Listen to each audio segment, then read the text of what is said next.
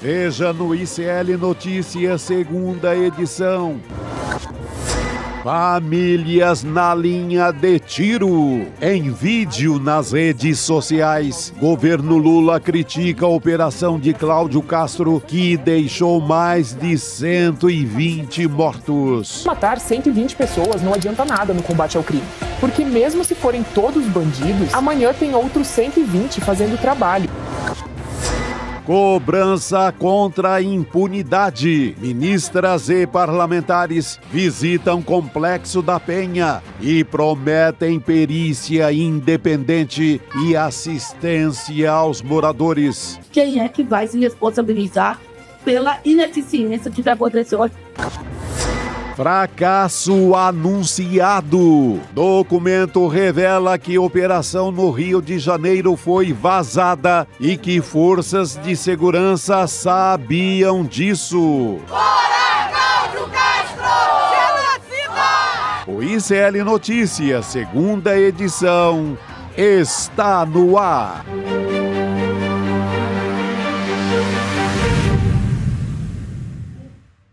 Olá, boa tarde. Seja muito bem-vindo, seja muito bem-vinda. O ICL Notícias, segunda edição, está começando. Estamos ao vivo nos canais do Instituto Conhecimento Liberta, Eduardo Moreira, também no canal da Voz Trabalhadora no YouTube. Boa tarde para você que nos ouve na Web Rádio São João, em Quixadá, no Ceará, e também na Rádio Cultural, na região da cidade de Torres, no Rio Grande do Sul. Nesse dia 30 de outubro de 2025, continuamos aqui nesses dias subsequentes à chacina. Chico Sá, boa tarde para você, meu amigo. Boa tarde, Gabi. Boa tarde, professor. Boa tarde, Chico. Boa tarde, Gabi. Bom, a gente segue acompanhando é o dia seguinte do dia seguinte, praticamente, né? Porque como a gente amanheceu também com aquela cena ontem, parece que a chacina, a gente teve aqui uma queda de microfone, mas está tudo certo. Vamos continuar aqui ao vivo, essas coisas acontecem. Mas a gente tem o governo federal anunciando uma parceria com o governo do Cláudio Castro, do Rio de Janeiro, para instalar um escritório emergencial de enfrentamento ao crime organizado. E o governo Lula publicou agora nas redes sociais um vídeo criticando a operação. A gente já tem mais de 120 mortos nessa contabilização toda, nos complexos do Alemão e da Penha também. E esse vídeo também defende a PEC da segurança. Vamos assistir um trecho e a gente volta a conversar aqui no NE2. Vamos lá. Matar 120 pessoas não adianta nada no combate ao crime, porque mesmo se forem todos bandidos, amanhã tem outros 120 fazendo o trabalho. Para combater o crime, precisa mirar na cabeça, mas não de pessoas. Tem que atacar o cérebro e o coração dos grupos criminosos, como o governo do Brasil fez em agosto, desmontando um esquema que ia da venda de drogas ao maior centro financeiro do país. Combate ao crime, para funcionar, precisa de mais inteligência e menos sangue. Muito bem, a gente assistiu ao vídeo agora, o Juliano já estava levantando o dedinho aqui, por isso que eu já estava aqui. Pode falar, Juliano. Eu vi que você estava querendo comentar aqui, mas posso só fazer um comentário? Aí você já embute na sua análise aqui. A gente teve esse vídeo que foi divulgado nas redes, né? Também um texto sobre essa questão do crime organizado. Mas ainda tem uma cobrança, o presidente está sendo cobrado, o presidente Lula, por não ter criticado de uma maneira mais dura o massacre. Então, teve aquela primeira frase que está sendo muito usada pela extrema-direita, dos traficantes, vítimas de usuários, a gente já explicou aqui o contexto, né, que era para atingir o governo Donald Trump. Fato é que a extrema-direita está usando isso. E o Lula ele foi alertado pelo entorno dele, pelos aliados, que ele não podia errar dessa vez. Quando ele fosse falar da chacina do Rio, ele tinha que acertar.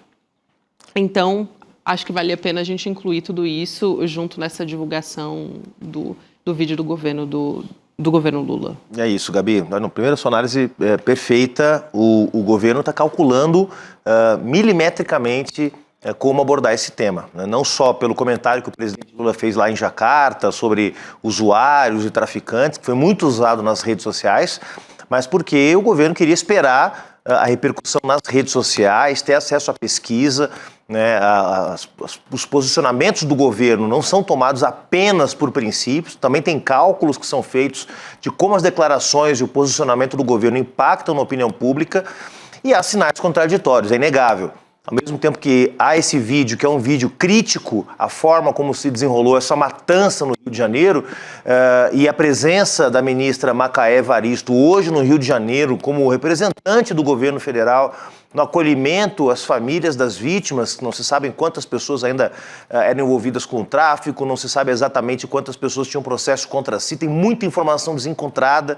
A Defensoria Pública do Rio de Janeiro sequer teve acesso às vítimas para poder ajudar na identificação, ou seja, uma situação ainda muito nebulosa, mas o governo está tentando se equilibrar numa faixa muito estreita. De um lado, tendo que responder às entidades de direitos humanos, às pessoas que têm o mínimo de bom senso, a opinião pública mais crítica, que percebe que essa operação é um grande fracasso do ponto de vista do combate ao crime organizado, mas sabendo que até ontem à noite havia pesquisas que apontavam ainda um apoio importante de parte da sociedade brasileira à operação que foi levada a cabo pelo governo do Rio. Então, é uma tentativa de se equilibrar, Gabi, muito complexa, muito difícil.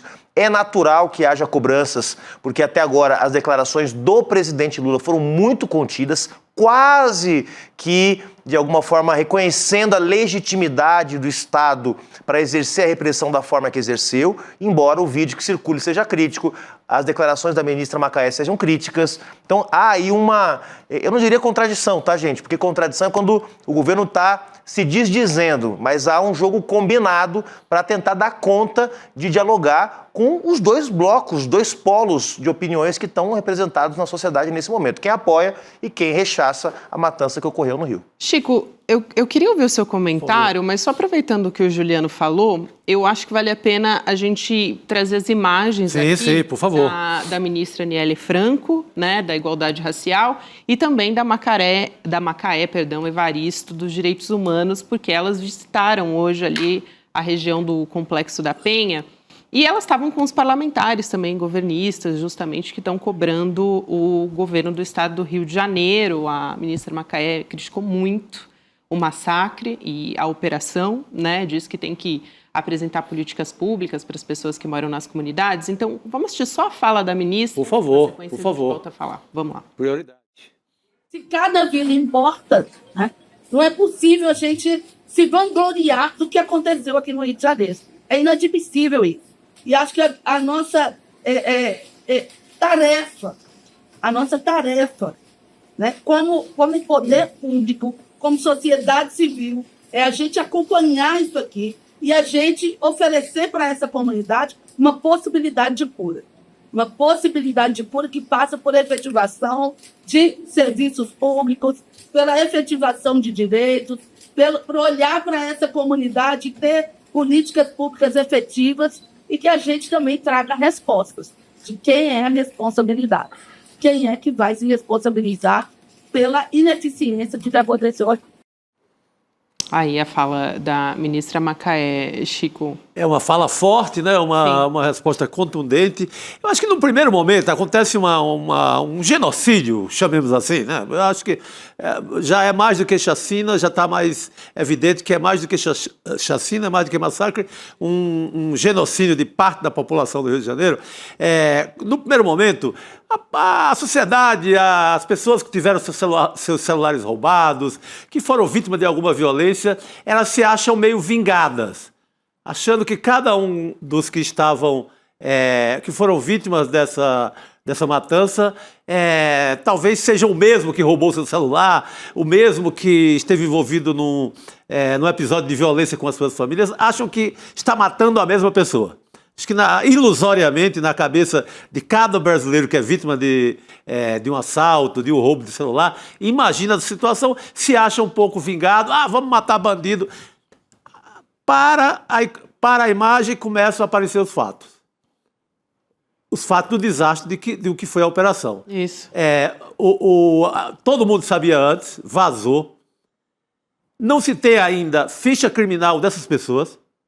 Você não sabe quem era, já havia cometido alguma bandidagem, quem não cometeu. A perícia está sendo feita ainda. A perícia começa a ser feita, então as pessoas já foram julgadas antes da perícia. Aí, ao passo que vamos tendo informação, essa mesma pessoa que se acha vingada pelo roubo do celular começa a pensar, então não pode ser aquele que roubou meu celular, o cara não tinha ficha. Então, eu acho que a gente tem, todo mundo sai com opinião ali em cima da bucha, no sangue quente. Depois os fatos vão mostrando que o tal do sucesso da operação não é lá tanto sucesso assim. Amanhã volta o tráfico, volta tudo ao normal no Rio de Janeiro. As pessoas também começam a perceber que isso não resolve nada. Amanhã sai a notícia de que não se prendeu ninguém grande do crime. Vai aumentando a opinião por outro lado. Amanhã também todo mundo vai saber que não conseguiram tirar um centavo do Comando Vermelho. Aí vai mudando, mas agora há essa imensa comoção em torno do sangue aplaudindo a matança. É isso. E nas redes sociais ontem havia aí alguns levantamentos de institutos e empresas que trabalham diretamente com monitoramento de redes sociais, a mais famosa, a Palver, muitas pessoas conhecem, né? Mostrando que havia uma enxurrada, Chico, de fake news circulando, alguns deles associando diretamente o presidente Lula às facções criminosas. Um dado que acontece, que a Palver trouxe, monitorando mais de 8 mil grupos de WhatsApp até a noite de ontem, mostrava uma quantidade gigantesca de conteúdos associando e com imagens criadas por inteligência artificial, né, tentando associar o presidente Lula. Então há uma operação de disputa de narrativas, não só em relação ao que aconteceu propriamente, né, mas também de produção de informações falsas sendo disseminadas a rodo, né, e até ontem havia, os dados parece que de hoje de alguns institutos mostram o contrário, mas até o dia de ontem havia uma maioria simpática, ou pelo menos justificando o método empregado nessa matança, né? Isso já mudou no dia de hoje, nós vamos ver isso daqui a pouco, mas houve no primeiro momento sim um apoio à operação, o que gerou também essa cautela de todos os governantes, não só do presidente Lula, mas dos demais também, que demoraram muitas horas para se manifestar oficialmente. Inclusive os governadores de extrema-direita, que só foram para o Twitter se solidarizar com Cláudio Castro muitas horas depois da operação. O próprio Tarcísio ficou em dúvida aqui em São Paulo. Isso. Ele congela uma ida ao Rio, que ele estava querendo ir naquela romaria de apoio à matança. Ele nem foi para o Rio de Janeiro. Ele mandou vai fazer um vídeo e vai ficar nisso. Ele publicou nas redes, né, Chico? Aqui a gente teve um posicionamento do Tarcísio muito tempo depois. Ele demorou, assim, mais de 30 horas depois da operação, né, do massacre. E a Bela Megali trouxe algumas apurações sobre isso, de como que tá nos bastidores ali. Ele estava acompanhando os desdobramentos para ter certeza e como ia se posicionar. Então, ele publicou nas redes na noite de quarta, a gente vai colocar aqui na tela o que disse o Tarcísio, ignorou completamente o número de mortos, como vocês podem ver aí na tela. Ele disse, a pergunta que fica é, que país queremos deixar para nossos filhos e netos? Olha a quem ele deseja solidariedade. Minha solidariedade ao governador Cláudio Castro, às famílias dos policiais que tombaram heroicamente um combate e à população que sofre as consequências dessa violência desmedida.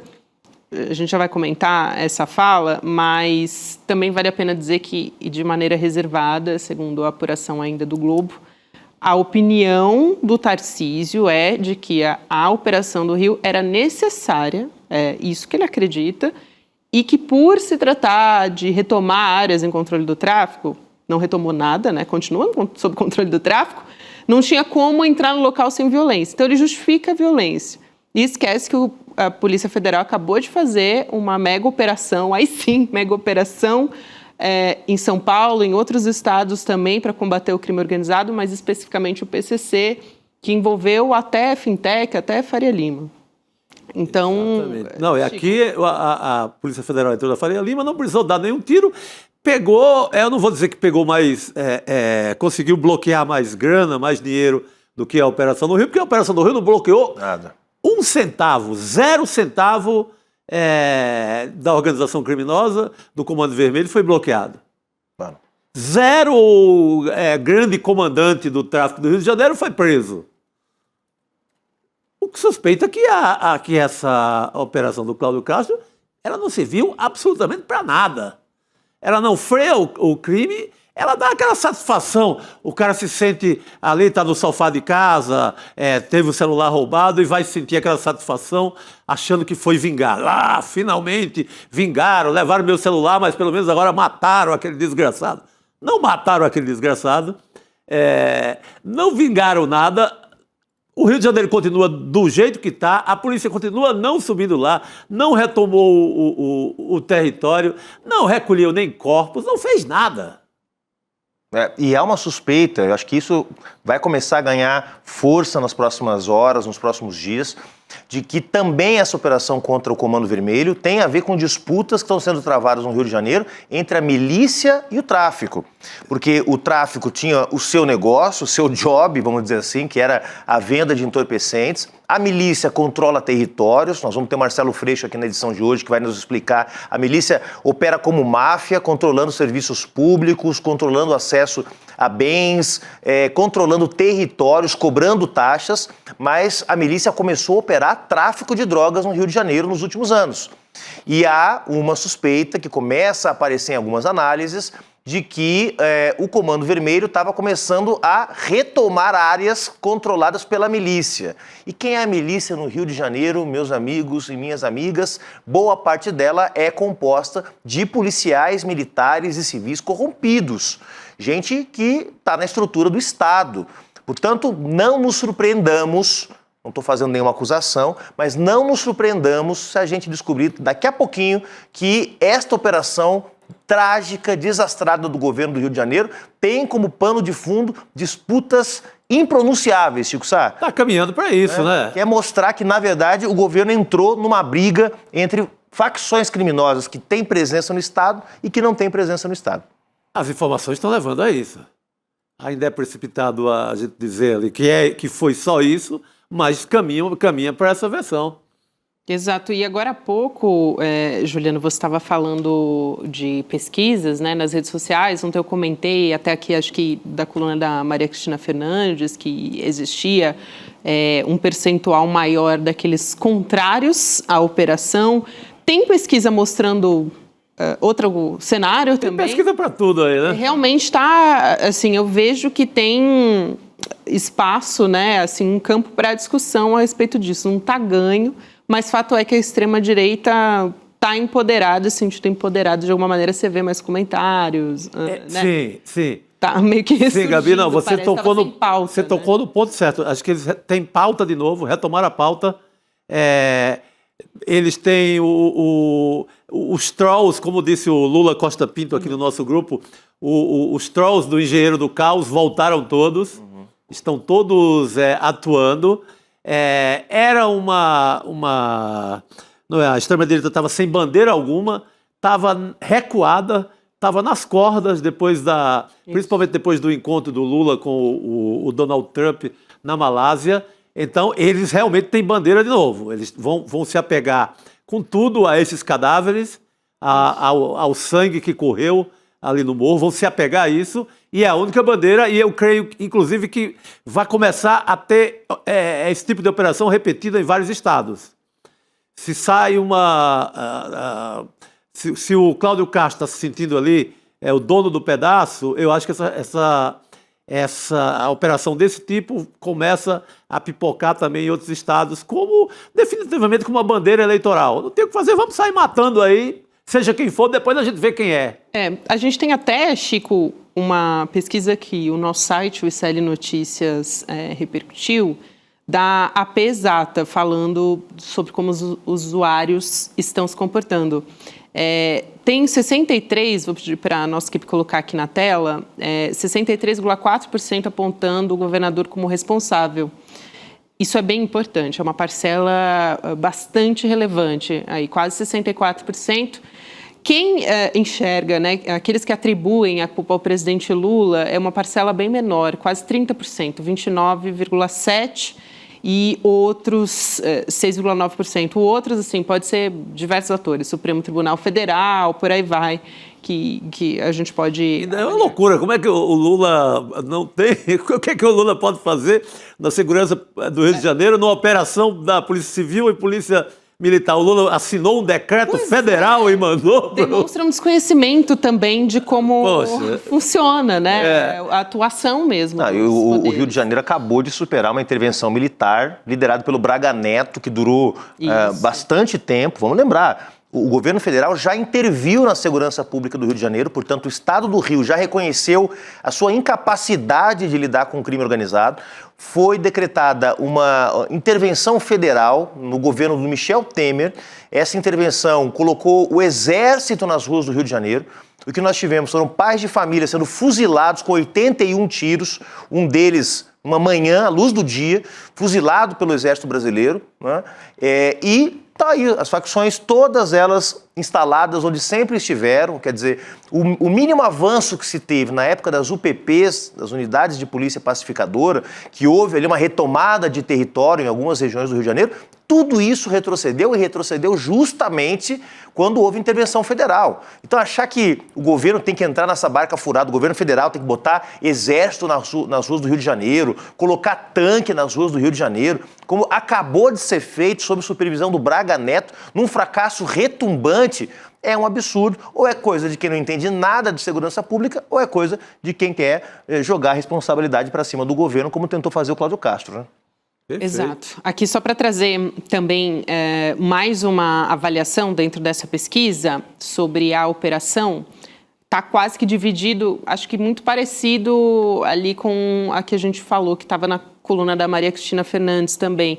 53,2%, para ser bem exata, que desaprovaram a operação, 46,8% aprovaram. Ainda é um número muito alto de aprovação, né? Mas, olha, eu lembro muito do 1º de outubro de 1992, São Paulo, no Carandiru. Sim. É muito parecido, viu? Havia uma divisão ali, acho que era 54, 50... de um Datafolha, é muito parecido, assim, e são as mesmas turmas, matar bandido, tem que matar bandido de qualquer jeito, e todo mundo é bandido, uma ilusão, né? Eu até entendo quem se ilude que uma operação dessa resolva alguma coisa, né? Porque foi vítima em algum momento, numa parada de ônibus, alguém levou o celular, foi vítima de alguma forma de violência no Brasil, ela quer uma resposta. Isso. E ela se vê agraciada, acalentada com uma operação dessa no Rio. Só que é um desastre que uma operação dessa, ele gera sempre um monstro novo. O Carandiru que eu citei, ele gerou um monstro novo chamado PCC. Não havia PCC no Brasil até o massacre do Carandiru. Surge o monstro do PCC depois do massacre do Carandiru. A chacina acontecida na Ilha Grande antes do Comando Vermelho, que dá origem ao Comando Vermelho em 79. Então, normalmente esse tipo de operação que ali sai matando todo mundo, ele gera um monstro.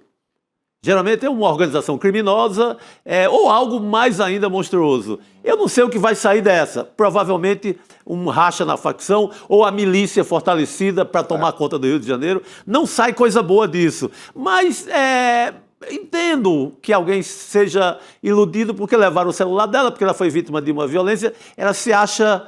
Não ali, sente um calor ali, sente abraçada, sente respondida nessa hora. Mas sinto muito dizer que é uma tremenda ilusão. Não resolve nada. Não resolve, não. Com certeza, Chico. Eu acho que algumas coisas a gente parece estar batendo na tecla aqui, que são óbvias, mas o óbvio também precisa ser dito. O óbvio tem que ser repetido. Porque eu estava até conversando com uma advogada do Mercosul, e ela estava dizendo o seguinte, amanhã dá para ver todos os detalhes disso no Em Detalhes, mas ela estava dizendo assim, que é uma coisa que quando a gente pensa, realmente não é isso, mas me parece que é básico, assim, o Comando Vermelho, a chefia, né, do crime organizado, as cabeças do crime organizado, não está na favela, gente. Não. A operação foi feita na favela. Você vai pegar... quem está abaixo. A maior Jaqueline apreensão... Muniz falou isso ontem pra gente também. Sim. Prestaram um favor ao crime organizado porque mataram todos que poderiam prestar informações para a investigação e seguir adiante com as investigações sobre o Comando Vermelho, né? Não prendeu, matou. Exatamente. Se prende... E os números são ridículos, né? Porque, vamos lá, quantos laboratórios de droga foram desmontados no Complexo da Penha? Nenhum. Quantas pessoas foram presas? 133, numa organização que tem milhares de membros. 133 foram presos, 121 foram mortos. Olha que desastre que é isso numa operação dessa. Quantos fuzis foram apreendidos? 95 fuzis. Lá no Vivendas da Barra... O Rony Lessa. O Rony Lessa, vizinho do Bolsonaro, apreenderam 121. Muito então, mais. Vejam só, 117, melhor dizendo. Então, veja só, é um desastre em todos os sentidos. E mesmo assim... o debate em torno do tema, pelo menos ontem, estava dominado pelas mentiras, pelas fake news. Eu recuperei os dados aqui da Palver, 289 mil menções nas redes sociais até o dia de ontem, às 20 horas, 62% com menções favoráveis. Não quer dizer que 62% das pessoas aprovem, mas quem foi para a rede social se manifestar foi com raiva, foi com ódio, gerou uma bolha de mais de 60% no dia de ontem, de pessoas favoráveis e 32% de pessoas desfavoráveis à operação, críticas à operação, e quase 7% de pessoas neutras, né? Dizendo, nossa, que triste que é o que está acontecendo, mas sem se posicionar. Porque, claro, quando acontece um fato desse, a primeira reação é, como o Chico mencionou, uma torrente de emoções. Quem está com raiva, quem está achando que está tudo uma droga, acaba apoiando esse tipo de operação. Mas vai decantando, a sociedade vai refletindo sobre isso. Exatamente. É como o massacre do Carandiru, que o Chico muito bem lembrou. Hoje, há um amplo setor da sociedade que sabe que aquilo foi uma chacina, um crime, uma matança. Isso perfeito, porque aí vai destrinchando, os depoimentos vão aparecendo, aí vem uma mulher e fala, o meu sobrinho não tinha nada a ver com isso, foi decapitado. Aí aparece outra mãe mostra que o filho é estudante, outra mostra que é trabalhador, e vai diluindo esse ódio total, achando que esse rio de sangue que correu vai resolver o problema da violência. Não, você vai continuar sendo assaltado no Rio de Janeiro ou em qualquer lugar, porque para resolver tem que ser algo maior. Não vai resolver, não é solução. Nunca foi. Vai ter um monstro maior. É isso. Vai ter caminha tanto para essa questão da milícia. A milícia vai nadar de braçada no Rio de Janeiro. Cláudio Castro protegeu os dele nessa hora. Provavelmente, Chico. Provavelmente. E as pesquisas mostram também ontem, né, um levantamento de quem controla o que no Rio de Janeiro. O Comando Vermelho é hoje altamente majoritário no Rio. Depois vem uma outra facção que chama Terceiro Comando Puro, aliás, Amigo dos Amigos, que tem 10% mais ou menos de controle territorial, e o Terceiro Comando Puro tem 3% de controle territorial, que são as outras duas facções que atuam ligadas ao tráfico de drogas. Com quem que o Comando Vermelho, portanto, está disputando o território? Não é com a ADA, não é com o TCP. É com a milícia. É com a milícia. Então, logo, logo, nós vamos descobrir que tem coisas mais... Aí você pega o número de milicianos condecorados nos gabinetes do Flávio Bolsonaro, do Carlos Bolsonaro, do Eduardo Bolsonaro, do Jair Bolsonaro. As fotos todas. As fotos. Então, os familiares nos gabinetes, né, nomeados. É concorrência comercial. É o que tudo indica.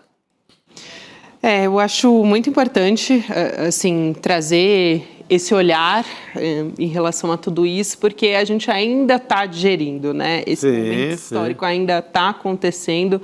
Então, tudo isso eu acho que ter um olhar de sobriedade é muito mais difícil para todo mundo, né? A gente está muito tomado por todos os sentimentos, indignação, né? E por tudo. E tá uma passionalidade pesada, né? Vem todo mundo desabafa, todo mundo se acha vingado. O que combate isso é a informação. Vão chegando informações e você vai... Opa, não foi bem assim. Opa, não era tudo bandido. Opa, o Cláudio Castro errou a mão. Opa, favoreceram os amigos da milícia, que agora dominam a área. E por aí vai. A própria abordagem nos veículos, nos grandes veículos de comunicação comerciais, mudou de ontem para hoje. Isso. Você tinha analistas ontem quase que justificando. Hoje ainda saiu um editorial horrível no jornal O Globo, justificando que foi uma operação devidamente planejada para diminuir os custos de vidas civis. Né? Como se todo mundo... Então, o Globo comprando de barato a história de que todo mundo que morreu era bandido mesmo, né? e que tinha que morrer, etc. Mas já há uma mudança na abordagem do tema, que é muito importante. Mas para comentar a mídia, para comentar o que acontece na imprensa brasileira, tem alguém muito mais preparado do que eu. Professor, você também voltando para esta mesa. Voltando depois de beber uma água, tomar Descansar um café. um pouquinho. Mas amanhã você está de volta, né? Amanhã eu estou de volta, gente. Até amanhã. Juliano, Valeu, querido. Obrigado. olha o microfone aí, hein? Rodrigo Viana chegando Opa. para... Ih, gente, Rapaz, hoje tá uma queda de hoje tá microfones tá nesse caindo tudo dois. aqui. Vocês não estão entendendo aqui o que Entendendo. aconteceu. Entendendo, né, diriam os paulistas. Agora, o meu foi o único que não caiu, hein? Vamos ver se eu vou ficar ileso até o final desse programa. Rodrigo, boa tarde para você. Proximidade do Dia das Bruxas, tem alguma coisa a ver Será? Será? Mas deixa para com isso? amanhã, Eu nem sei então, que dia né? que é. É amanhã. Tá É certo. amanhã, dia 31. Amanhã.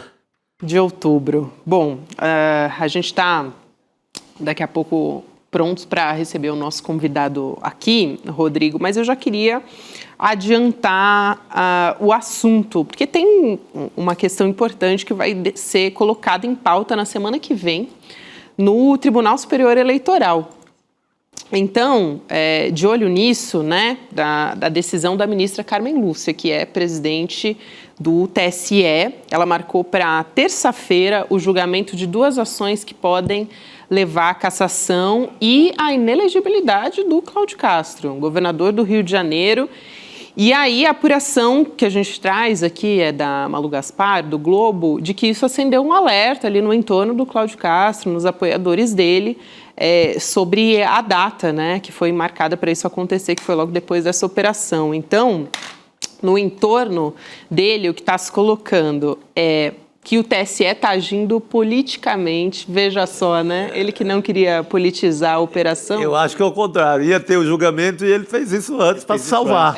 Pois é. E eu acho que ele já se salvou, porque a comoção já salva. Ninguém vai ter coragem agora de condená-lo. Aí, a sua leitura é perfeita, Chico, sabe por quê? Porque o vice-presidente do Superior Eleitoral é o Cássio Nunes Marques.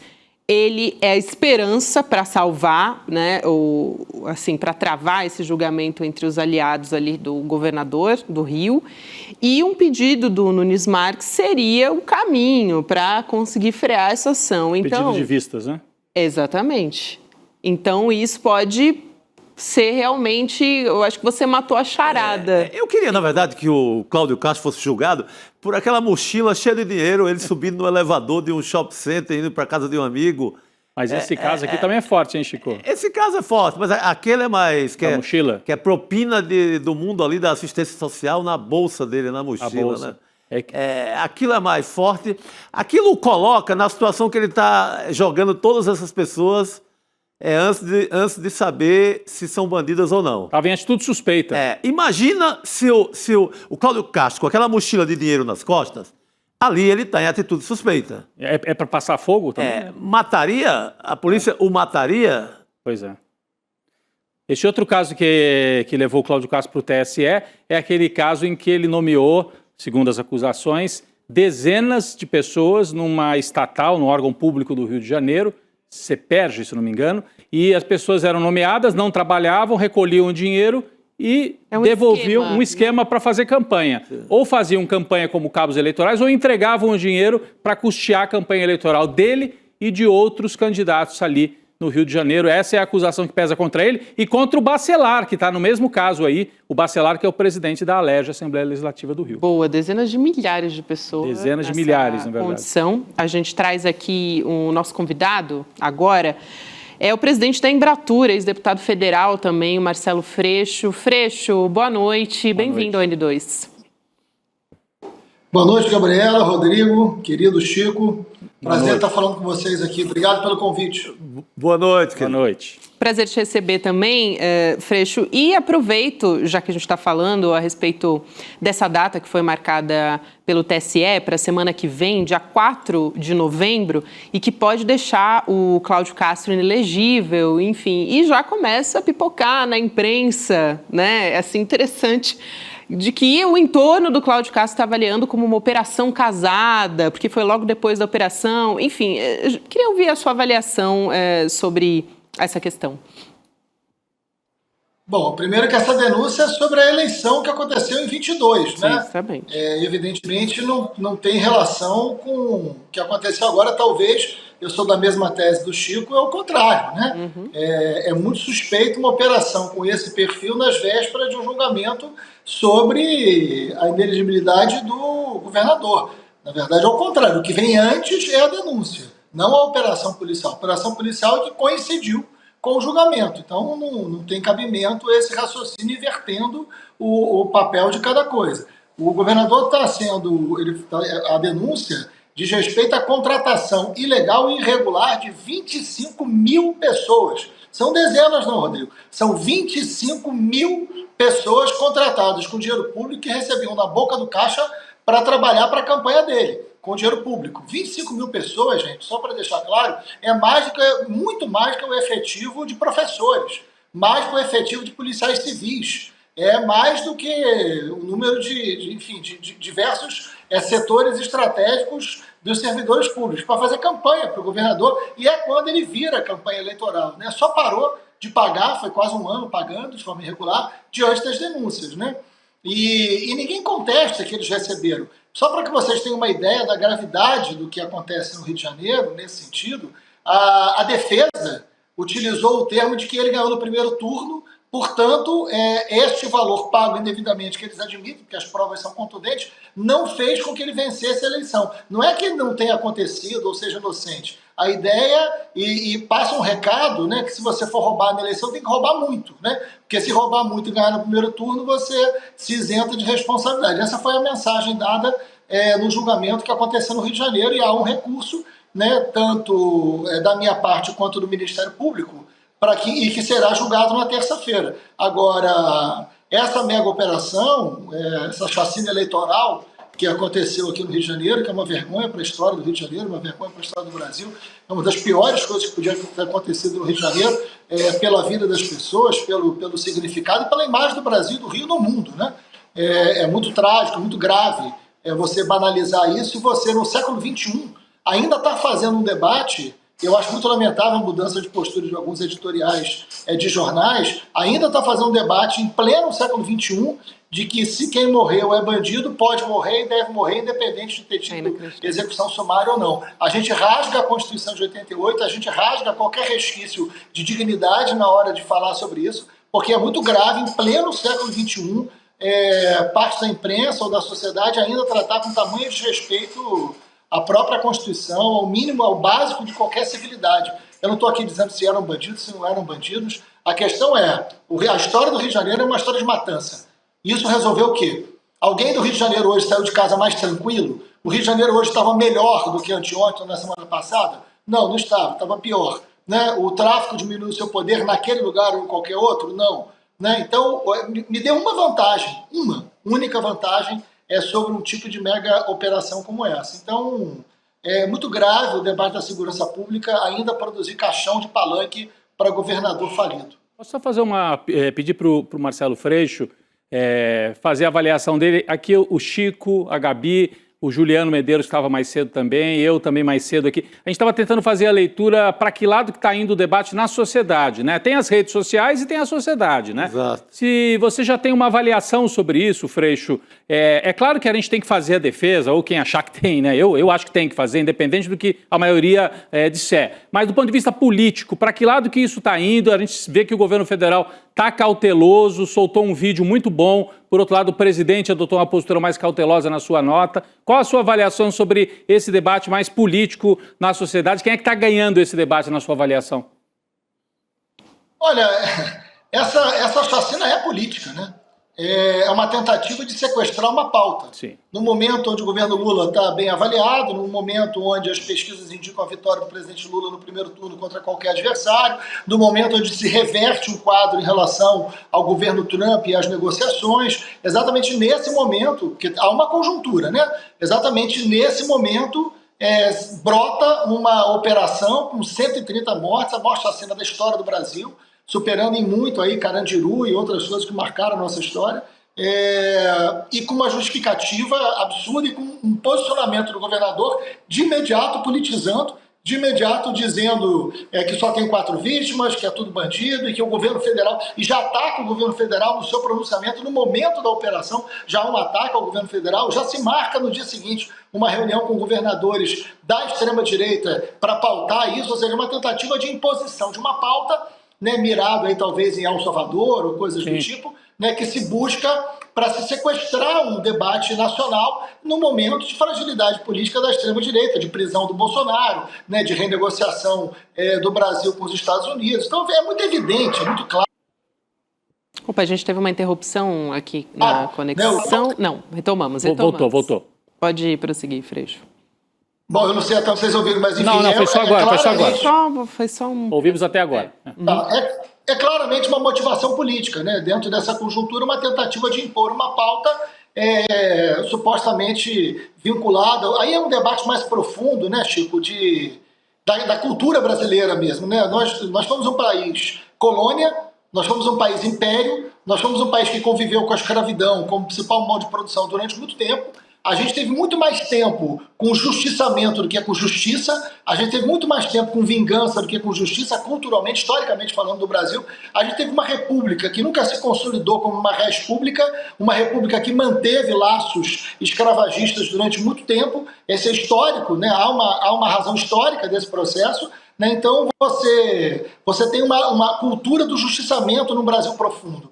E essa extrema-direita se baseia sempre nisso, na ideia de matar, na ideia da força física, na ideia da violência como um projeto de poder. Não se discute eficiência, não se discute eficácia, se discute a ideia de que quem combate o crime é quem mata criminoso. Quem não mata criminoso, quem não é a favor de matar criminoso, é a favor do criminoso. É um raciocínio completamente irresponsável, raso, mas que a gente sabe que tem apelo popular pelas características históricas desse país. E isso é uma disputa pedagógica, dura, que a gente faz na sociedade. Eu ainda não tenho pesquisa, porque imagino que não tenha tido tempo de se fazer uma pesquisa mais séria, mas eu não duvidaria de que uma parte considerável da população apoia esse tipo de medida, porque foi assim historicamente, né? É assim historicamente, né? Agora, qual é o resultado concreto disso? Agora, o Estado existe para que uma barbárie, mesmo defendida pela população, não possa ser válida, né? O Estado existe para isso. A origem do Estado é para que o homem não seja o lobo do homem, né? Para que o homem não possa devorar o homem. O Estado existe para ser o monopólio da força.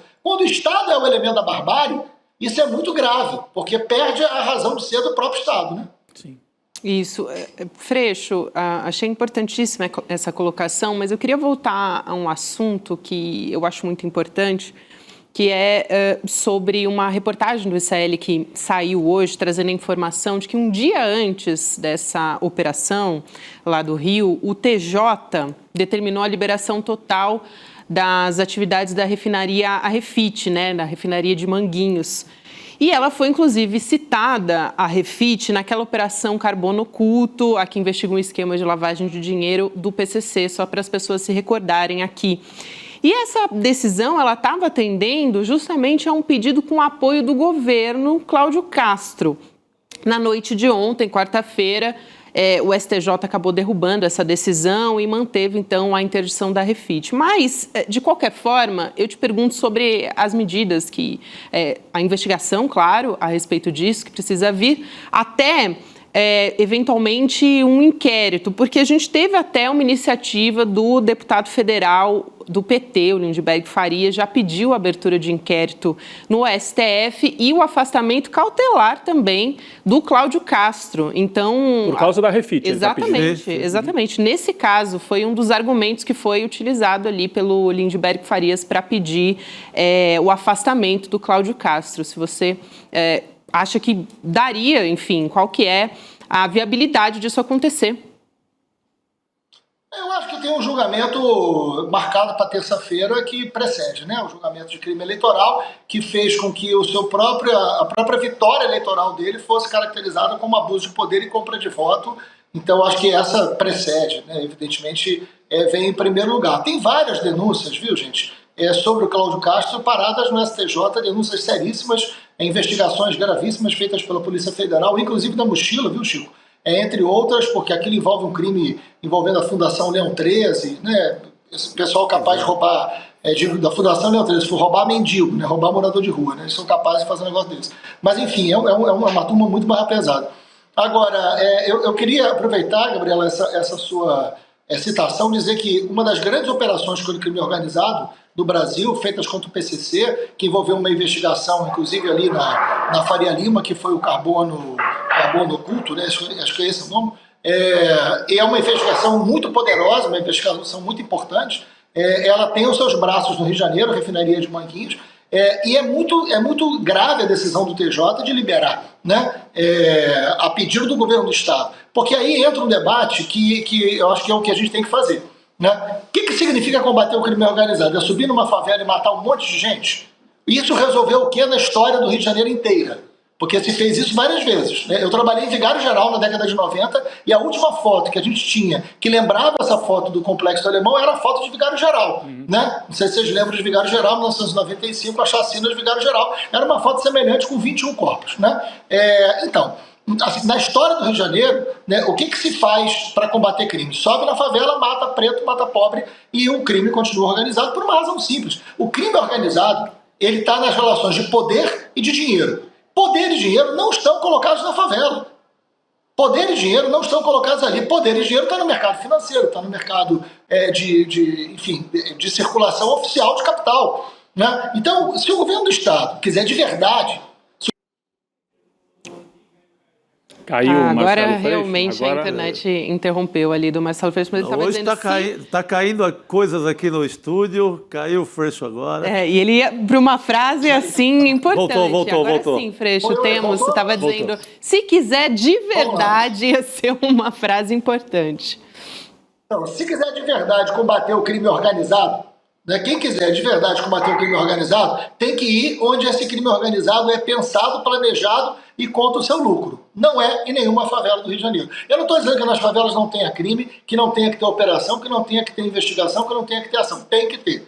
Agora, é muito estranho um governo que é favorável ao refit, que não vê nenhum problema na refinaria de Manguinhos, que não combate crime de combustível, que não combate lavagem de dinheiro, achar que resolveu o crime matando um monte de gente na favela. Né? Aí você escolhe um lado.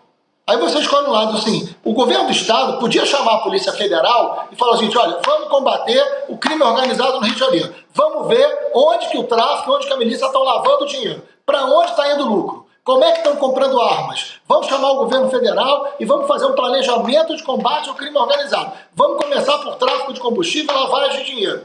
Quantas vezes o governo do Rio de Janeiro fez isso? Nenhuma. E não vai fazer. Não vai fazer porque tem rabo preso. Não vai fazer porque se fizer... faz gente presa do próprio lugar, né? Então, aí vem dizer que o governo federal não está ajudando. Não está ajudando em quê? Porque eles pediram um blindado da Marinha emprestado. Tá pensando que blindado da Marinha é Uber? Que você liga e você usa? Que história é essa de pegar um blindado da Marinha emprestado? A lei nem permite um negócio desse. Então o governo do Estado nunca chamou o governo federal para uma ação contundente contra o crime organizado. A ação contundente contra o crime organizado é inteligência.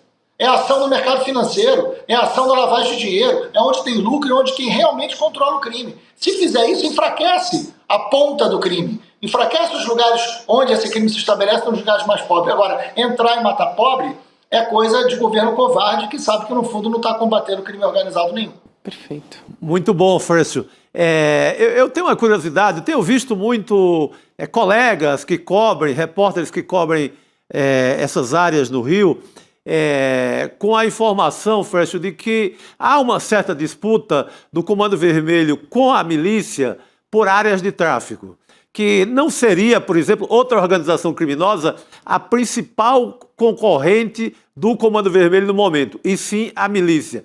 Você conhece muito, desde a CPI que você comandou na Assembleia Legislativa, você conhece a atuação das milícias. Há essa disputa, de fato, entre Comando Vermelho e milícia em alguns segmentos de comunidades no Rio de Janeiro? Sim, Chico, e na verdade esse quadro mudou muito. Eu fui presidente da CPI das milícias no ano de 2008, já tem tempo, né? Sim. 2008, a CPI das milícias levou à prisão 242 líderes de milícia. Foi uma CPI que não terminou em pizza, pelo contrário. Né? 242 líderes de milícia foram presos na CPI das milícias. Entre eles, deputados, vereadores, os chefes de verdade. A gente não foi no lugar vazio, no lugar pobre. A gente foi na cabeça das milícias. Só que você tem que acompanhar de domínio de território, retomada de território, que os governos sucessivos não fizeram no Rio de Janeiro. Né? Então as milícias voltaram a ter força. Hoje, milícia e Comando Vermelho rivalizam o domínio de territórios. Agora é interessante, porque na época da CPI das milícias, a milícia tinha uma lógica e o tráfico tinha outra. Então, por exemplo, a milícia dizia que nas áreas de milícia não tinha tráfico e eles usavam muito o discurso da ordem. Né? E eles se legitimavam pelo discurso. Tanto é que muita gente me acusava de estar... Aliás, o ex-presidente Jair Bolsonaro deu uma declaração em 2008, na época da CPI, dizendo que nem toda milícia era ruim. Jair Bolsonaro falou isso numa entrevista em 2008, gravada. Né? Muita gente defendia a legalização das milícias, a própria família Bolsonaro, que é muito estranho você pensar em legalizar uma máfia, né? O que isso quer dizer? Mas, enfim, e a milícia não tinha tráfico, e no tráfico não tinha as extorsões que a milícia tinha. Então a milícia se sustentava como? Domínio do gás, domínio da internet, domínio do transporte alternativo. Hoje, o tráfico faz domínio do transporte alternativo, domínio do gás. O tráfico absorveu a lógica econômica da milícia e a milícia passou a ter tráfico dentro dela. Então há uma fusão de ações econômicas, de práticas econômicas, porque, na verdade, isso configura e confirma aquilo que eu estava falando antes. O crime se organiza a partir do que dá dinheiro. Ponto. Né? É isso. Né? Então, se você não for na fonte do dinheiro, você não combate o crime, que é o que o governo do Rio nunca fez, não faz. Né? E é o que ele poderia fazer junto com a Polícia Federal. Poderia fazer junto com a inteligência das Forças Armadas. Não com a Força Armada na rua, mas com a inteligência das Forças Armadas. Poderia evidentemente ter uma ação muito mais contundente em parceria com o governo para fazer uma ação planejada. Nunca quiseram isso, faz uma espetacularização em cima de caixão para dizer que está combatendo o crime, matando gente nas favelas, o que a gente sabe que não tem qualquer eficiência e não arranha sequer a estrutura do poder organizado. Agora sim, você tem Comando Vermelho, você tem milícia, a rivalidade entre as facções hoje é bem menor, ela existe, claro que ela existe, mas ela é bem menor, até pelo volume do Comando Vermelho nos territórios do Rio de Janeiro, mas com a milícia sim. Então é uma situação grave, porque a segurança pública do Rio de Janeiro passa necessariamente pela discussão de retomada de territórios, e esse governo do Rio de Janeiro não tem qualquer projeto capaz para retomar território, porque quem faz o que fez nessa chacina não está pensando em retomada de território. Muito bom. Muito bem. Marcelo Freixo, é um prazer te receber aqui mais uma vez. Se você me permite, e eu peço assim uma resposta muito rapidinha, porque o nosso repórter já está esperando, mas eu queria muito rápido a sua avaliação sobre essa CPI do crime organizado que está sendo colocada e que está com toda a cara de que vai ter a oposição toda ali nas posições principais, né? A gente vai ter Sérgio Moro, Flávio Bolsonaro. Os indicados ali. O Flávio Bolsonaro. E a gente tem a experiência do Freixo, como já disse o Chico, aqui presidindo a CPI das milícias em 2008. Aliás, foi naquela ocasião que o Bolsonaro defendeu publicamente em entrevista legalizar as milícias. O Flávio também, tem até nas atas da Alerj, tem a defesa do Flávio Bolsonaro das milícias. Né? Isso. Então, queria a sua expectativa em relação a essa CPI, Freixo. Olha, eu adoraria que uma CPI sobre crime organizado fosse estabelecida no Congresso Nacional. Era uma enorme contribuição que o Congresso Nacional poderia dar aos governos estaduais, ao governo federal, se o espírito fosse um espírito republicano e correto. Não é o que aparenta, né? Não é o que... Pelo contrário, é uma tentativa de sequestro de pauta para, por exemplo, colocar o tema do terrorismo. Né? A ideia de que crime organizado é terrorismo. Qual o grande problema disso? Né? Tentando falar muito rapidamente. A intensidade ou a violência do crime não define se ele é terrorista ou não. O terrorismo ele é um crime de Estado, tomada de poder, que envolve outra coisa, outra natureza. Esse crime organizado da favela ele tem tudo menos projeto de poder. Até porque eles não têm nenhum poder além do poder local, absolutamente, restritamente local. Então, no fundo, o que essa extrema-direita quer com o debate do terrorismo, que eles querem se utilizar dessa CPI para isso, é permitir uma intervenção do Trump, é permitir, mais uma vez, uma relação com os Estados Unidos para que o tema da segurança pública aproxime um domínio do governo Trump do Brasil novamente. Só para vocês terem uma ideia, o governo do Estado enviou para o governo Trump um relatório sobre o Comando Vermelho. Não sei se vocês sabem disso. Né? Então é um negócio muito, muito grave. O tema do terrorismo é um tema para facilitar uma ação do Trump sobre o Brasil em cima do Rio de Janeiro. Então é muito aviltante, é muito ruim que um instrumento tão importante quanto uma CPI sobre crime organizado sirva ou preste a esse tipo de propósito que parece que é o que vai acontecer. Com certeza, é importantíssima essa sua avaliação. Marcelo Freixo, um prazer te receber, muito obrigada, até uma próxima oportunidade. Valeu, querido, obrigadão. Obrigado, gente, obrigado pelo convite, abraço. Abraço. Ele aponta muito bem, né, Rodrigo? A gente tem falado muito aqui sobre esse termo narcoterroristas que a extrema-direita está usando e principalmente, né, catapultada ali pela frase do Flávio, depois de compartilhar posts do governo. E essa resposta dele também sobre como que as milícias e as organizações tradicionais criminosas do Rio agora operam na mesma lógica é muito importante, né? Elas são concorrentes sem nenhuma diferença operacional. Uma chama milícia e tem ligação com a polícia e outra chama Comando Vermelho, Terceiro Comando, etc. Mas os negócios são os mesmos. São os mesmos. Perfeito. Falando nisso, vamos agora ao Rio de Janeiro conversar com o Lucas Rocha, que hoje esteve naquela comitiva das ministras e parlamentares também que foram ali visitar as imediações dos complexos. Lucas, muito boa noite para você. Bem-vindo mais uma vez. Boa noite. Boa noite, pessoal. Muito bom estar aqui com vocês. Muito bom te receber também, Lucas. Eu quero saber como é que foi o seu dia acompanhando ali a comitiva. Vocês foram não só no Complexo da Penha também, mas depois seguiram para o IML também. O que você ouviu, o contato com as pessoas, se você conseguiu conversar com famílias, enfim. Gabi, é isso. Primeiro fui, né, nessa comitiva que começou lá no Complexo da Penha, na sede da CUFA, e lá houve esse encontro, que foi um encontro fechado de parlamentares e das ministras com lideranças comunitárias. Essas lideranças comunitárias relataram as situações que viram lá no complexo, né, a brutalidade da ação policial.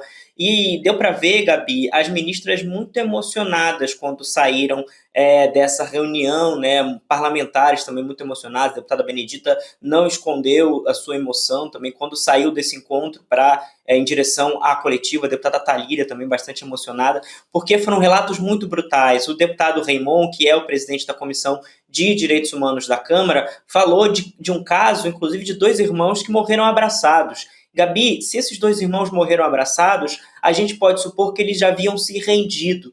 E também já é bem possível que havia se rendido um caso que é um caso brutal, que é o caso do menino que que teve a cabeça decepada, né? Um caso que a gente já falou aqui, a Juliana Dalpiva trouxe esse caso, que ele não tem uma marca de tiro no corpo, segundo os relatos dos familiares, mas ele teria a cabeça dele decepada. E aí foram para o IML, nessa comitiva foi de lá do Complexo da Penha para o IML, Gabi.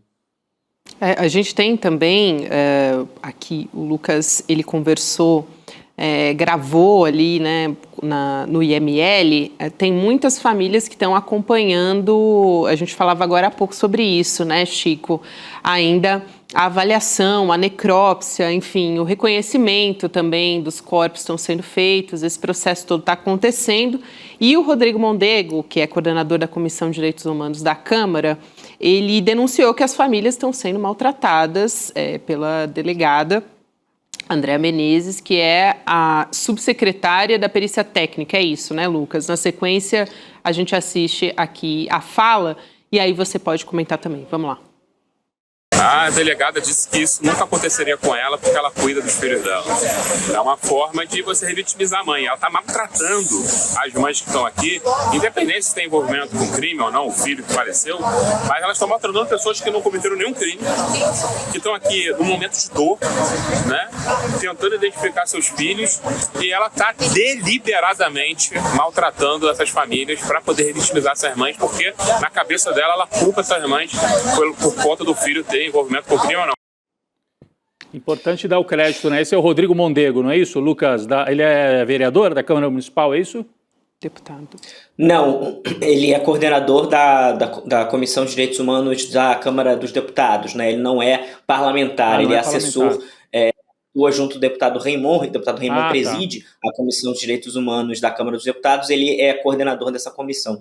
Agora, Gabi, Rodrigo, Chico, é bárbaro, né? Esse episódio é bárbaro. E eu tenho uma apuração que eu conversei com a deputada estadual, a Dani Monteiro, que é presidente da Comissão de Direitos Humanos da Alerj, né, aqui no Rio de Janeiro, e ela destaca que a delegada Andréa Menezes, em todos os estados da federação, é a única delegada que comanda a perícia técnica. Em todo o Brasil, quem comanda a perícia técnica são peritos, são pessoas que, de fato, são técnicas. E, no caso, é uma indicação que é muito mais política. Por isso, inclusive, que os parlamentares cobram uma perícia independente. Porque, imagina, a independência de uma delegada que fala isso para uma mãe é uma coisa, assim, absurda, que ela diz que a filha dela não aconteceria a mesma coisa.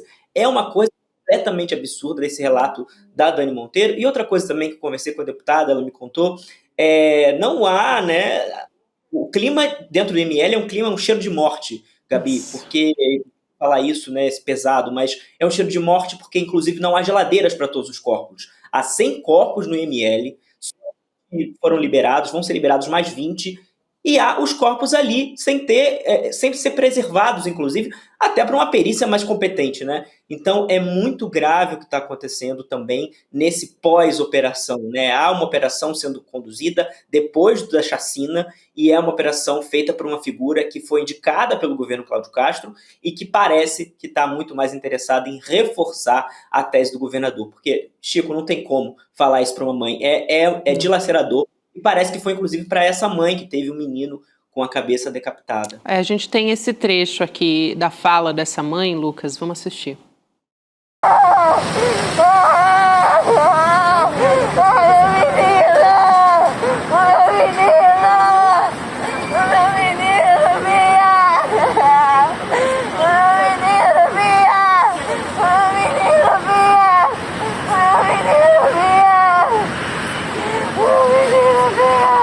Não é nem a fala da mãe, né, gente? É um ato de desespero. Ali, ela tá num momento de luto, de choque, na verdade. Ainda nem que alguém pode assistir essa cena, ou a cena de ontem dos corpos estendidos lá no complexo da Penha, né? E achar, não, isso aqui é o caminho para a segurança pública no Brasil. Como é que pode alguém, aquele deputado André Fernandes que propôs aplausos para as mortes e disse que em vez de 100 ou 130, deveria passar de 200. Então, como é que as pessoas podem achar que isso é solução para alguma coisa? Isso tudo vai voltar contra elas, né? Em forma de mais violência, imagina. É gente que quer iludir, né? Quer iludir a opinião pública, quer iludir as pessoas, achando que está resolvendo qualquer problema de segurança pública no Brasil. Não está resolvendo nada. Hoje não teve mais nem menos celulares roubados, mais nem menos mortes, mais nem menos assaltos, mais nem menos... Não mudou nada. Pois é. É impressionante. Eu hoje vi uma cena, Lucas, do comandante da PM com os filhos de um dos policiais mortos. É emocionante também, tristeza, né? O comandante se ajoelha e conversa com duas crianças, né, que perderam o pai na operação. Ok, eu acho que o comando da PM tem mais é que fazer esse trato mesmo, né? Dar algum conforto para duas crianças que perderam o pai nesse massacre aí no complexo. Mas por que os filhos dos policiais merecem esse tratamento e essa mãe que está desesperada ali não merece o tratamento por parte do Estado? Por quê? Da onde se tirou essa lógica? É tudo bandido. As mães, os filhos... Gente, eu não consigo assim entender... Que bandidagem tem essa mãe? Pois é, essa mãe que está chorando aí, ela merece estar chorando assim? É um negócio impressionante. O tratamento é tão grave que a tia dela, que conversou com a gente ontem, né? A tia do Iago, né, que foi assassinado, estava relatando que fizeram a mãe entrar para reconhecer o corpo sozinha. O pai estava junto, ia junto dela para reconhecer o corpo, porque é uma imagem grotesca. Você vê o seu próprio filho decapitado, né? Ela antes desse vídeo, ela estava gritando, né? Eu quero a cabeça do meu filho. Porque esse trecho, enfim, a gente fica em choque na hora, a gente não consegue gravar desde o início, né? Então, ela estava gritando, eu quero a cabeça do meu filho, que é uma coisa muito forte, né? Nossa. E nesse desespero, vocês imaginam, gente, ela entrou sozinha para ver o filho decapitado. O Estado não deu sequer um mínimo suporte de ter uma pessoa junto dela para poder fazer esse reconhecimento. E não é uma bandida. E outra coisa também, né? Eu acho que, enfim, é tudo muito grave, né, Rodrigo? É tudo muito grave. Muito. E é importante dizer, né? que esses policiais que são vítimas, eles também são vítimas sob responsabilidade de Cláudio Castro, que colocou eles nessa operação megalomaníaca, uma operação desastrada. Então, se há policiais mortos, também é responsabilidade do governo do estado, que não prezou pela segurança desses policiais. Sim, e permitiu que vazasse. A gente vai tratar disso agora na sequência, que vazasse a informação, inclusive. Muito obrigada, é muito importante o seu depoimento aqui, também trazer como tem sido para as famílias, né, que estão indo no IML. A gente estava falando sobre não ter pena de morte no Brasil, ainda mais com requintes de crueldade, né? Não existe isso, nem em países que têm pena de morte passam por um processo legal para isso acontecer. É desumano, a gente está falando de barbárie mesmo. É disso que a gente está falando quando a gente assiste a um vídeo como esse. É absurdo. Obrigada, Lucas. Bom trabalho. Parabéns pelo trabalho, Lucas. Parabéns. Boa noite, pessoal. Boa noite. Boa noite. Boa noite, Lucas. Bom, a gente continua, o Rodrigo adiantou o assunto aqui, e é isso, Rodrigo. Operação de terça-feira vazou, a gente teve conhecimento disso. A polícia, então, tinha conhecimento antes de fazer as incursões no Complexo do Alemão e também da Penha. A Folha de São Paulo teve acesso a um documento revelando, então, que as forças de segurança sabiam desse vazamento.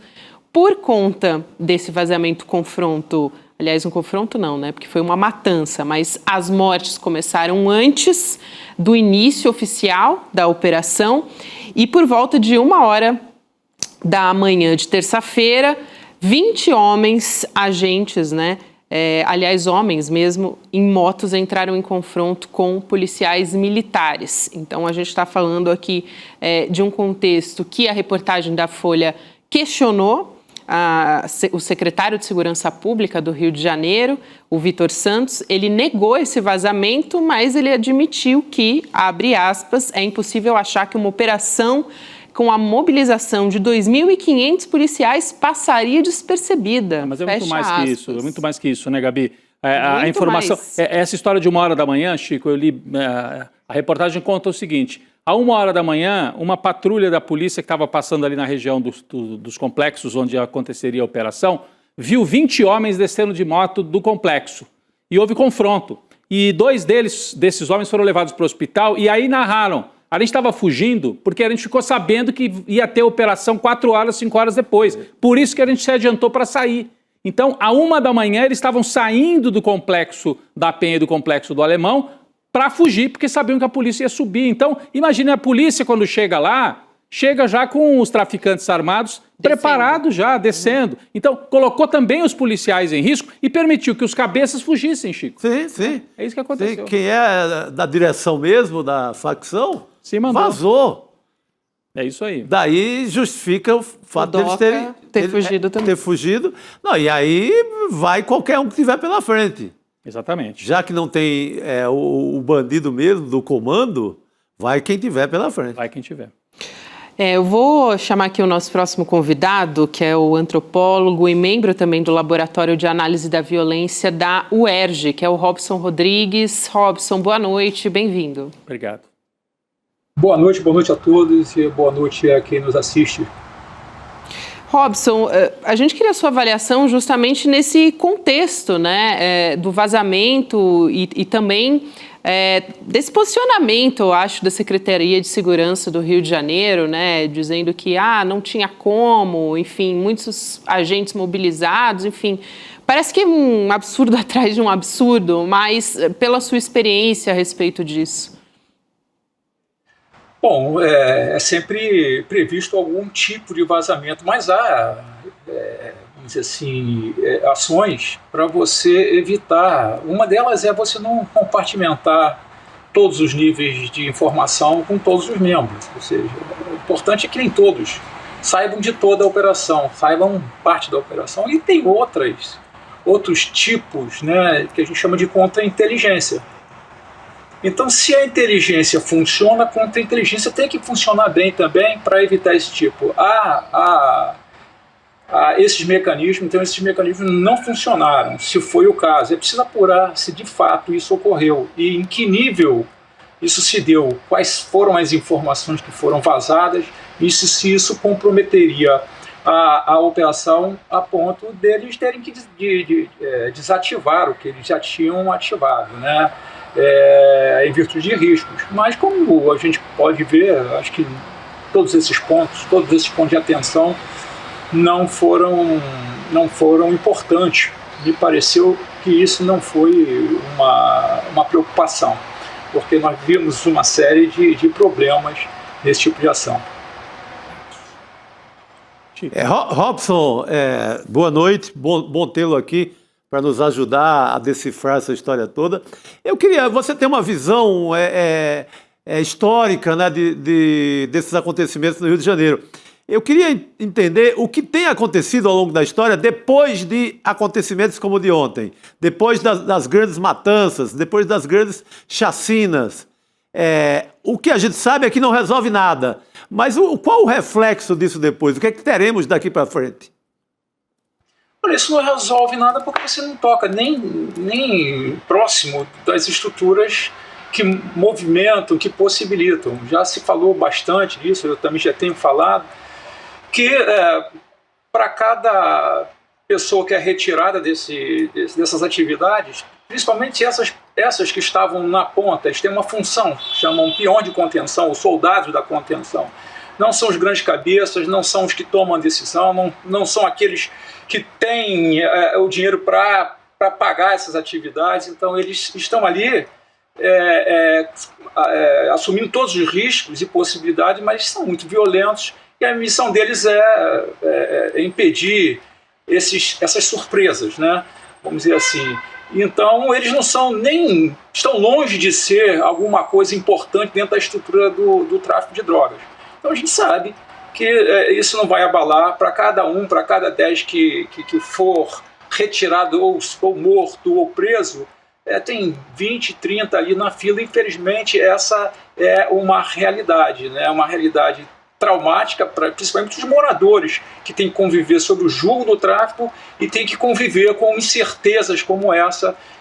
Muitas vezes não tem nem a chance de sair, de evitar algum tipo dessas ações. Eu acho que a ação realmente, por si só, ela já vinha se mostrando completamente ineficaz para lidar com um tamanho problema, envolvendo um nível de risco muito alto, que não se aconselha a fazer operação nesse tipo, em virtude desse risco, envolvendo policiais muitas vezes que não têm uma experiência tática para esse tipo de operação, arriscando aí vida de pessoas, vida de inocentes. E o objetivo não ficou muito claro se era prender alguém, se tinha mandado de busca com certeza para onde que deveriam ir. Me pareceu que não houve essa preocupação. A preocupação, o objetivo foi do confronto, né? Que nunca é indicado. Chico, você falou sobre alguma experiência passada. Evidentemente o Rio vem empilhando algumas histórias de insucesso na segurança pública, né? Mas a gente pode fazer uma comparação entre o que foi feito no passado em matéria de ação desse tipo. Então, no passado recente, né, como tem uma experiência que eu já estive à frente de operações, inclusive como essa, a gente verificava que no meu entendimento sempre foi uma ação muito mais importante para se evitar o confronto. Se avisava o que ia fazer. Era um plano claro e o objetivo não era a confrontação, pelo contrário, o objetivo é a recuperação do território. Então tivemos uma operação, nessa do Alemão não estava à frente. Nessa do Alemão, de 2010, evidentemente depois disso houve muitos erros, muitos equívocos que não foram consertados ao longo do tempo, e a gente viu, o problema foi da sustentabilidade do processo. Mas a tática em si, naquele momento, de se avisar, os criminosos saberem, de dar uma oportunidade para eles saírem, porque o mais importante era a não letalidade nem do policial, e depois eles deveriam ser monitorados e presos numa situação em que tivessem menos recursos, que contassem, que fossem mais vulneráveis a uma abordagem mais inteligente, para surpreendê-los no momento em que eles não tivessem toda essa proteção local que eles estabelecem, de um local que eles conhecem. Então eles estando numa situação mais inóspita, evidentemente, as prisões poderiam ocorrer. E ocorreram muitas prisões assim. Na época do Alemão, muitos se entregaram. Então se deu uma oportunidade que houve muitas críticas internas de setores mais à direita, mais radicais, mas no meu entendimento foi acertado e sempre foi acertado. Tivemos um outro evento que foi na ocupação da Rocinha, onde houve a prisão do NEM, da mesma forma. Foi avisado, só que a gente mudou para surpreender os criminosos. Avisando, mas a gente antecipou as operações. Eu era o chefe de chamou administrativo, o coronel Pinheiro era o operacional, então ficou acertado isso. A inteligência ocupou antecipadamente todas as comunidades que eram ligadas à ADA, para onde possivelmente o NEM tivesse que escapar, escaparia para essas localidades, como a gente sabia que tinha ocorrido em outras ações como essa, e fizemos um cerco eficiente, esperamos a melhor oportunidade de esgotarem todos esses recursos de reação, evitando também reações nas outras comunidades, porque havia um policiamento, quem estava envolvido já há uma semana em suas respectivas áreas de atuação não sabia, eles estavam cumprindo uma missão, mas não sabiam que tinha ligação com a missão principal. Estavam ali também em suas respectivas áreas, cada um dos seus batalhões, fazendo as operações, e o foco foi possível com o apoio das forças federais, evidentemente para engrossar o policiamento, mas o importante era o cerco e aguardar o melhor momento, e não deu outra. Muitos foram presos, inclusive o NEM foi preso. Então, nessa operação de ontem, o que ocorreu, me pareceu, foi o contrário. Não se queria essa ocupação, se queria, pelo contrário, surpreender para ter o confronto. Só que o confronto aumenta o risco em muito, não só para a população, mas também para a polícia. Para a polícia, como a gente nós tivemos aí uma história sem precedente. Houve tantas mortes, e mortes desnecessárias e mortes policiais, que é triste. E infelizmente, muitos policiais acabam não racionalizando isso, não articulando que o principal problema é quando são jogados. São trabalhadores também, não tem nem como decidir, dizer que não vão ter que ir. Evidentemente nem todos concordam com esse tipo de ação. Então, mas estão lá, tem que cumprir. Perfeito. Tem uns que sim, que acreditam que fazendo isso estão fazendo certo, mas a responsabilidade de quem está comandando, a responsabilidade de quem planeja, a responsabilidade de quem detém teria que deter todas as informações para cruzar, para fazer um trabalho que levasse em consideração principalmente o risco para a população não que eu estou dizendo aqui que ele não tem que combater o crime, tem que combater um crime, mas a maneira como se combate o crime é que é questionável. Perfeito. Claro. Eu quero muito agradecer aqui a sua presença, Robson Rodrigues, e até uma próxima oportunidade. O Robson aqui ressaltando antropólogo, membro do Laboratório de Análise de Violência da UERJ. Muita experiência. E também ex-chefe do Estado-Maior da Polícia Militar do Rio de Janeiro, hoje na reserva. Muito obrigada, Robson. Grande abraço para você, eu agradeço a oportunidade e o convite. Um abraço, Chico, Rodrigo. Você, Gabriela, um grande abraço, boa noite para você. Abraço, meu cara. Queria trazer informações de momento também. A gente tem agora uma manifestação que está acontecendo em frente ao ML, que está fechando vias. Essas imagens foram recebidas pelo nosso repórter que estava conversando com a gente agora há pouco, o Lucas Rocha, e a polícia jogou spray de pimenta nessas pessoas que estão, nos manifestantes que estão ali na frente do IML também. Aí já tá, a imagem de agora há pouquinho, a gente percebe que já está até escurecendo no Rio de Janeiro, Famílias que estavam protestando, contra o massacre, pedindo informação e perícia correta, não é isso, Gabi? Exato. Olha lá. Então a gente tem, justamente depois desse relato do Lucas Rocha, eu acho que a gente tem essas imagens, Chico, Rodrigo, da manifestação, também mostra que as famílias, enfim, e a comunidade, a sociedade de uma maneira geral, enxerga justamente, que precisa questionar num momento como esse. Exatamente, uma transparência mínima desses exames, o que vai ser feito agora. Porque você vê, nenhum dos nossos convidados hoje, ninguém fecha com uma operação desse tipo, desastrada. O Rodrigues agora ele tem experiência de subir com essas operações. Policial, ele foi comandante da PM. Não estamos falando de quem tem uma opinião completamente diferente. É gente que subiu nessas operações e sabe que foi um desastre. Só para ressaltar, tem, assim, 100 corpos, como disse o Lucas, não tem geladeira para todo mundo, uma situação, assim, de caos absoluto.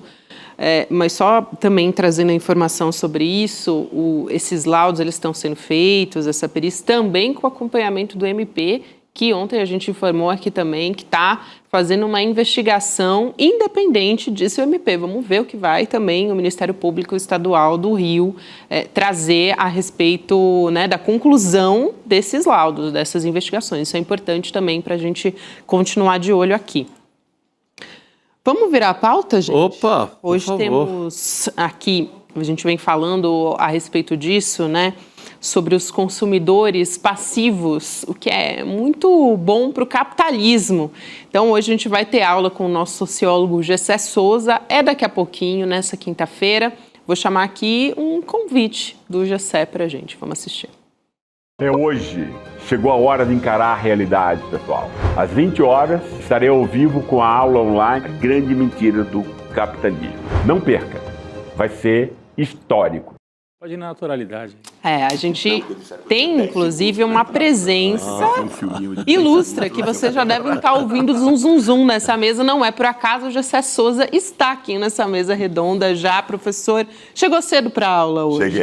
Cheguei mais cedo. Já está preparado. Tem um aviso para a nossa comunidade muito importante, Chico. Muito bom, querido. Rodrigo. Tudo bom, Gessé?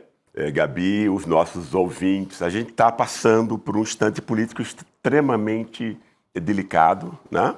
Já houve no filme, no documentário do Eduardo para a Argentina, uma extraordinária dificuldade de se penetrar nas redes, o que significa que essa rede tem dono e tem uma direção política prévia, né? Isso é extremamente preocupante, porque a gente está em ano eleitoral, né? E não à toa essa coisa está começando agora já, né? E quando a gente pôs o livro que eu estou lançando hoje, né, que é Por que a Esquerda Morreu e o que devemos fazer para ressuscitá-la, a palavra esquerda derrubou. Já de cara, já de cara. Isso é um negócio impressionante. Isso é ficção científica, camarada. Total. Né? A gente está nisso aqui, entende? Quer dizer, coisas que a gente lia 30, 40 anos atrás, isso jamais vai acontecer. O algoritmo veta. Aí teve que trocar a chamada. Exatamente, a gente teve que mudar o curso, quer dizer, o nome do curso, ao invés de ser o nome do livro, agora ficou a grande mentira do capitalismo, que é essa mesmo, né? Ou seja, enganar os outros e tal, né? Enfim, mas aí a gente precisa muito de vocês. O nosso grande capital aqui é a nossa comunidade, é o engajamento da nossa comunidade. E aí eu peço para cada um de vocês não só assistirem a aula hoje, que eu acho que vocês vão, acho que vai ser vai ser uma discussão extremamente importante, né, para o nosso futuro, né, mas que vocês possam também mandar isso para os seus amigos. Essa é a única forma em que a gente vai poder conseguir, né, destruir um pouquinho ou ao menos perturbar essa prisão que está sendo montada, né, em cima de quem tem um pensamento mais crítico, etc. Então tá aqui, icln2.com.br. A partir desse link você pode se inscrever, você não paga nada, né? E você vai ter uma aula e um debate extremamente importante para os nossos desafios de hoje. Então eu convido a cada um de vocês que estão nos ouvindo e peço, né, para que vocês espalhem isso para o máximo de gente possível. Dá tempo ainda, porque é 8 horas da noite. Dá tempo, tem mais uma hora, né, o pessoal está chegando e tal. quem está no metrô, no carro, no ônibus, né, chegando em casa. É incrível que o capitalismo mente tanto que até essa operação para divulgar o livro acaba revelando uma nova mentira do capitalismo, que é não permitir a palavra esquerda. Exatamente. Que coisa impressionante. Não, isso é forte. E eu ia perguntar para o Gessé também como é que ele pode linkar o noticiário todo que nós estamos vendo nos últimos 2 dias, 3 dias já, com a aula que ele vai dar, né? Assim, porque o massacre em si, né, de 130 pessoas, talvez um pouco mais, até os números ainda estão chegando, e há o debate, se é que a gente pode chamar de debate posterior, né, com muita gente defendendo mesmo a barbárie, tem que matar mesmo. Gente que vai ao plenário do Congresso falar isso e gente nas ruas. Como é que você liga as duas coisas? Muito bom. Isso é muito legal. Eu ligo as duas coisas no fato de que o capitalismo ele é racista. Tá? O capitalismo sempre foi racista. O esquema mundial é racista. Né? E quando você diz aqui, quer dizer, no fundo você está dizendo que criminoso está na comunidade, ou seja, o que é que você está dizendo com isso, Chico? Esse cara é pobre e esse cara é preto. Sim. É suspeito. Entendeu? Esse corpo não vale nada, né? Esse corpo não vale nada e esse corpo, pessoas vão aplaudir a morte dele.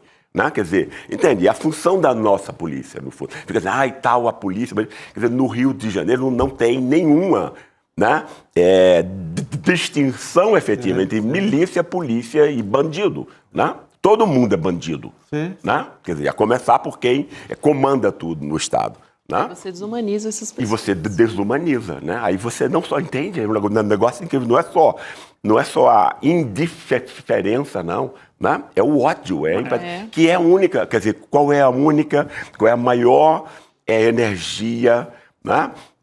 Enfim, humana da maldade, senão o racismo, né? Você se sentir superior a alguém, etc. Né? É uma polícia que não foi montada para resolver crimes, né? Tem 5% de taxa de resolução. Isso mostra, né? As pessoas, assim como as instituições, não são aquilo que elas dizem que são. Elas são aquilo que elas fazem. Né? E o que a polícia faz é matar preto pobre. Né? E, obviamente, isso está ligado a essa estratégia de pessoas, né? Quer dizer, do quilate de um Cláudio Castro sendo governador, né? E é um cara que enfim, ele é um genocida. Né? Não tem nenhum outro, não. Quer dizer, o assassino é ele, o criminoso é ele. Né? Aliás, muito importante essa colocação, né? De genocídio, não de guerra, como a gente tem escutado todos os dias na imprensa hegemônica. Né? Não, desculpa, a fala do próprio governador e hoje de um dos secretários, como é que o senhor explica essa história? Vocês estão dizendo que os que morreram eram todos bandidos. Como é que vocês sabem? Não, pelo horário, pela roupa e pelo local. Ele falou isso. Então, quer dizer, você está dizendo quem estava naquele lugar vestindo determinadas roupas é suspeito, tem que passar fogo nos caras. É claro que lá no meio tinha muitos, talvez até a maioria, e isso também não justifica a execução, né? Claro que não. E aqui não tem pena de morte. Agora, a fala tem tudo a ver com isso que você falou, e aí, essa fala, né, que eu descrevi, e provavelmente a tua aula de hoje toca não diretamente no caso, porque a ideia não é essa, mas um pensamento, né? Faz a gente refletir sobre isso tudo, né? Exatamente.